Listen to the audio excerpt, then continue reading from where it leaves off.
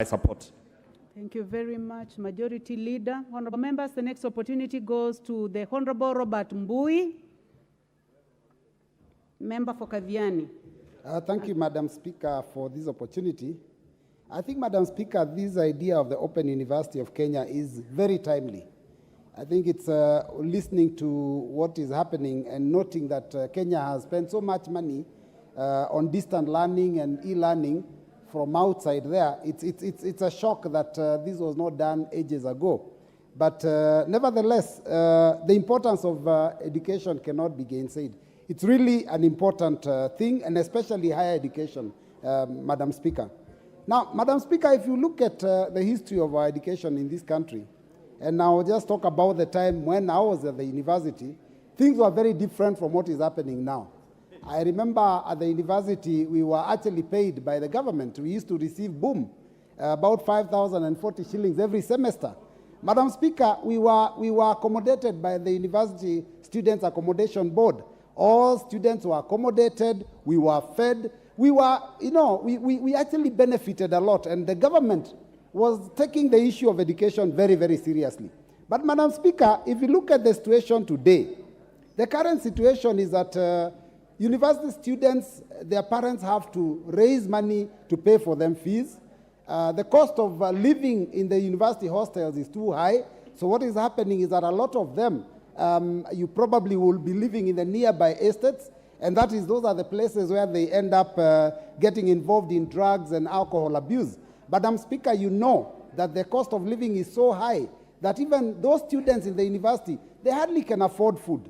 And Madam Speaker, when I was at the university, the team for rugby in the University of Nairobi, the Mean Machine, was actually the champions of the country. Today, I doubt whether any one of those students can actually go and compete favorably outside there because they are malnourished, they don't get enough food because of the cost of living and because of the situation. So, Madam Speaker, what the government has done with this idea is that because of the changes that we have faced as a country and because of the changes that are happening all over the world, we have to adapt.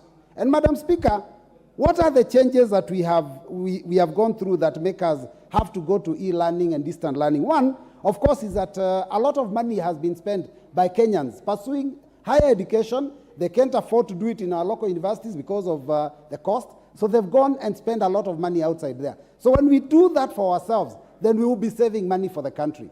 Two, Madam Speaker, there's many more people pursuing university education now than those years back then. So it is a way by which you can have more people accessing higher education. So it's really, really a brilliant idea.